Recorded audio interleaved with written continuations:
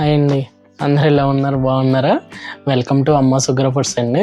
ఈరోజు మనం చేసుకోబోయే రెసిపీ వచ్చి మరమరుండలు అండి. కొంతమంది మరమరుండలు అంటారు, కొంతమంది పేల ఉండలు అంటారు, కొంతమంది ఏమో బొంగుండలు అంటారు. సో నాకు తెలిసిన ఈ 2-3 వర్డ్స్ అండి.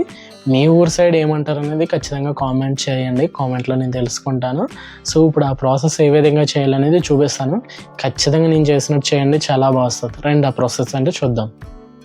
సో నేను పొయ్యి మీద బాండి ఇలా పెట్టుకున్నాను. సో వాటర్ అనేది వేసుకుంటున్నాను. పాకానికి ఎప్పుడు కూడా కొద్దిగా మందంగా ఉన్న బాండి తీసుకోవాలి, అప్పుడు పాకం అనేది చాలా బాగా వస్తుందండి.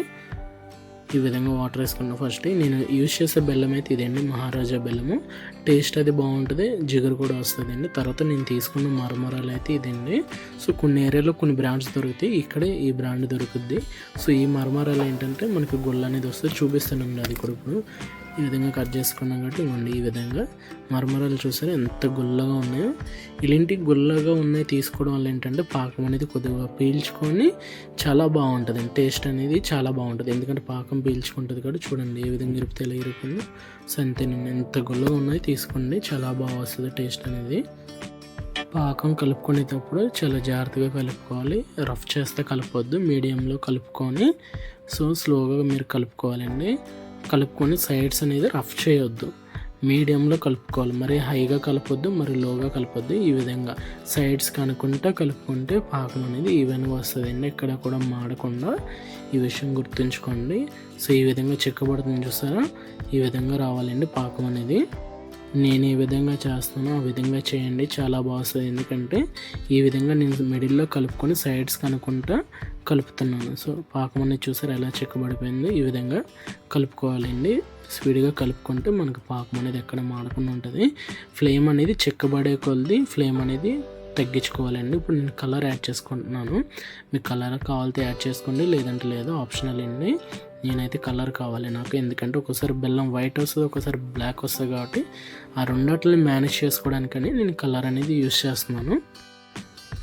చూసారు కదా, ఈ విధంగా కలుపుకోవాలి స్పీడ్గానే. ఫ్లేమ్ అనేది తక్కువ పెట్టుకొని కలుపుకోండి, మరి లోలో పెట్టొద్దు, ఒక మాదిరిగా పెట్టుకోవాలి. సో ఈ విధంగా చిక్కబడిని చూసారు. ఇప్పుడు పట్టుకేసుకుంటున్నాను నేను. మీకు కావాలితే లెమన్ అయినా యాడ్ చేసుకోండి, పర్వాలేదు. నేనైతే పట్టుకి యాడ్ చేసుకుంటున్నాను. సో ఈ విధంగానే దించేటప్పుడు వేసుకున్నానండి నేను పట్టుక అనేది.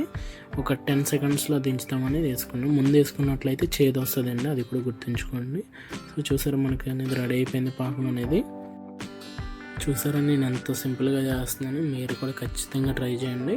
ఇప్పుడు మనం మరమరాలు వేసుకున్న ఏదైతే ఇందాక తీసుకున్నానో కేజీకి ఒక ప్యాకెట్ వేసుకున్నానండి నేను. ఇలాంటిది ఇది 1/2 kg అండి ప్యాకెట్ ఇది. సో ఈ విధంగా వేసుకోవాలి. ఎక్కువగా వేసుకున్నట్లయితే పాకం అనేది ఎక్కువగా అబ్జర్వ్ చేయదు అంతా అని. సో స్వీట్ అనేది కూడా తగ్గిపోద్ది. సో 1 kg బెల్లానికి ఒక 1 ప్యాకెట్ వేసుకున్నాను, 1/2 kg ప్యాకెట్ అండి, ఇది కూడా గుర్తుంచుకోండి.